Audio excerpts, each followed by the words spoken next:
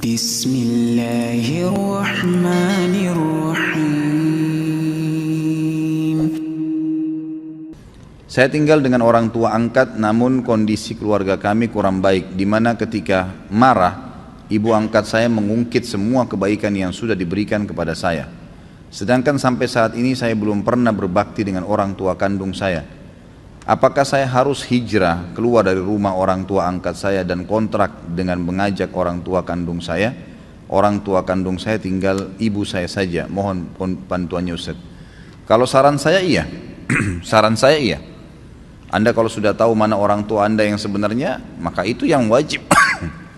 Masalah orang tua angkat itu, kita perlu balas kebaikan orang, gitu kan? Tapi bukan berarti harus tinggal di rumahnya. Dari sisi lain, pernah kita bahas ya, ada dosa besar yang kita pernah bahas, saya tidak ingat nomornya, ada namanya mannan. Mannan itu termasuk dosa besar orang yang suka menyebut-nyebut kebaikannya. Ya. Itu nggak boleh. Ya. Itu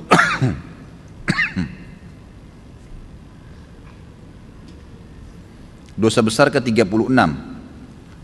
Kalau yang pegang bukunya di halaman 103, saya ingatkan kembali. Allah subhanahu wa ta'ala berfirman tentang tidak bolehnya menyebut-nyebut kebaikan. Jadi itu dosa ya, dosa besar. Saya sudah pernah bantu kamu, saya sudah 10 tahun berikan kamu beasiswa, saya sudah biayai kau dari kecil, nggak boleh. Sampai sebagian ulama mengatakan karena tegasnya larangan di sini, sampai-sampai orang tua pun tidak boleh bilang sama anaknya, nggak perlu. Padahal itu anak sendiri ya. Apalagi kalau dibalik, anak bilang ke orang tuanya atau saudara bilang sama saudaranya, itu nggak boleh sama sekali. Kata Allah SWT, Allah menjelaskan dalam Al-Baqarah 264, penyebab dibatalkannya pahala bagi orang yang pernah bersedekah karena menyebut-nyebutnya. Kata Allah, a'udzubillahi minasyaitonirrajim, ya ayyuhalladzina amanu la tubtilu shadaqatikum bil manni wal adza. Al-ayat. Hai orang-orang yang beriman, jangan sampai kalian menghilangkan pahala sedekah kalian dengan menyebut-nyebutnya dan menyakiti perasaan si penerima. Suami bilang sama istrinya, sudah berapa tahun saya biayai kamu? Bukankah saya sudah bantu orang tuamu? Bukankah begini dan bukankah begitu? Perlu satu hal digarisbawahi teman-teman sekalian ya. Setiap perbuatan baik yang kita lakukan kepada orang lain, sebenarnya kalau kita fikir secara spiritual, secara keimanan, yang mendapatkan manfaat siapa? Saya. Bukan dia, karena dia hanya mendapatkan secara fisik duniawi. Saya berikan dia 5.000, dia hanya bisa beli air mineral dan segalanya. Tapi saya dapat apa? Pahala yang besar, mungkin 5.000 pahala. Tidak tahu, mungkin 5 juta, gitu kan? Makanya Abdullah bin Umar radhiyallahu anhu, beliau kalau tidak datang orang yang datang minta-minta ke rumahnya, beliau keluar mencari. Karena bagi beliau sebenarnya, beliau yang membutuhkan pahala itu. Bayangkan kalau tidak ada fakir miskin, tidak ada minta-minta, kita dapat pahala sedekah dari mana? Gitu kan? Kalau tidak ada cobaan, kita dapat pahala sabar dari mana? Nggak ada. Itu warna kehidupan ya. Harus difahamin. Jadi jangan pernah merasa orang lain butuh sama saya. Keliru teman-teman sekalian. Kita yang butuh kepada orang, itu yang betul. Keliru, gitu kan? Ada teman-teman dai nggak mau datang ceramah, kesannya jual mahal. Sebenarnya kalau dia faham, dia yang butuh dengan jemaahnya, bukan jemaahnya yang butuh. Karena kalau antum hadir di pengajian ana seperti ini, ikhwah dan akhwat sekalian, yang dapat manfaat lebih besar siapa? Saya sebenarnya.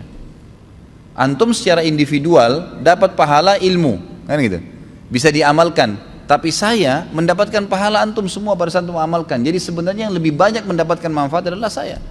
Keliru kalau saya nggak datang, kebodohan. Saya biar terlambat, saya paksain datang, harus bisa dengan izin Allah, gitu kan? Mungkin dengan keniatan seperti itu Allah masih membuat antum semua bisa bertahan dalam majelis. Itu sesuatu yang harus difahamin. Jangan selalu merasa diri kita yang dibutuhkan. Enggak. Adanya anak-anak, sebenarnya kita yang butuh dengan anak-anak itu, bukan anak-anak yang butuh dengan kita. Allah gantungkan kebutuhan mereka pada kita, artinya kita akan bersedekah secara mau atau tidak mau. Memberikan susunya, memberikan makan, pahalanya besar pada hari kiamat.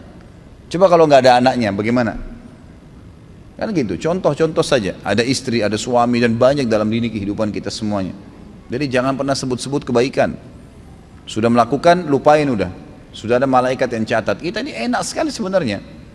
Bayangkan kalau setiap amal kita disuruh catat sendiri sama Allah, bisa nggak? Udah ada bodyguardnya, catat, tidak pernah tidur Raqib dan Atid. Bahkan mulianya Allah SWT menyebutkan, atau Nabi SAW menyebutkan dalam sebuah hadis, kalau seorang hamba melakukan perbuatan dosa, maka Raqib akan berkata kepada Atid, jangan kau catat dulu, mungkin dia bertobat sebelum malam. Masih saling diingatin nih, jangan dulu catat, mungkin dia taubat. Kalau sampai menginap, nggak taubat dari dosanya, baru dicatat dalam buku amalnya. Seperti itu. Jadi kita sudah sangat dimanjakan sama Allah SWT. Ada pencatatnya. Tinggal berbuat saja. Mau berapa jumlahnya, malaikat sudah ahli, nggak pakai kalkulator nyatet. Kata Nabi SAW di dalam hadis yang sahih, ini saya tahu mungkin orang tua angkat antum tidak hadir ya, tapi mungkin bisa disampaikan ke beliau. Mungkin satu waktu Allahu alam, Allah buka hidayah, dia bisa mendengarkan ceramah kita ini melalui YouTube, mungkin dia bisa tersentuh hatinya, kita nggak tahu. Kita doakan. Tapi semua yang hadir di sini bisa ambil pelajaran, tidak boleh sebut-sebut kebaikan. Perhatikan ancaman yang sangat tegas bagi orang yang nyebut-nyebut kebaikannya. Thalathatun la yukallimuhumullahu wa la yanzuru ilaihim yaumal qiyamati wa la yuzakkihim wa lahum adzabun alim. Al-musbilu izarah wal mannanu wal munfiqu sil'atahu bil halfil kadhib. Ada 3 golongan yang mana Allah tidak akan berbicara kepada mereka pada hari kiamat. Ini sudah pernah saya kasih contoh ya.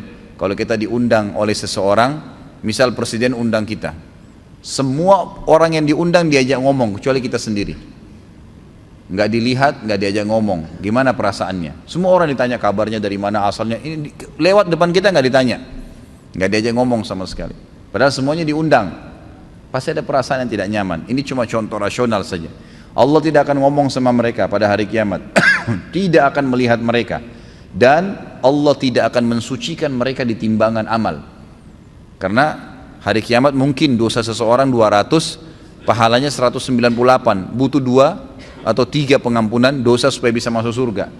Ada orang yang Allah maafin, udah deh dihapusin 5 dosanya, udah masuk surga, selamat. Tapi ini 3 golongan ini Allah nggak bantu. Butuh setengah pahala pun Allah nggak bantu, masuk neraka dulu.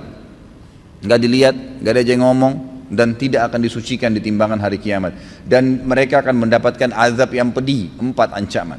Yang pertama, orang yang memanjangkan pakaiannya melebihi mata kaki, isbal, yang sudah pernah saya jelaskan. Dan hadis ini pernah saya jadikan hujjah atau alasan. Ada orang yang bilang, oh isbal itu kan hanya dilarang kalau sholat. Hadis ini menjelaskan bukan masalah sholat, di luar sholat pun sama. Oh Ustaz, saya kalau pakai celana jingkrang, mata kaki saya kelihatan jelek, kelihatan. Itu persepsi.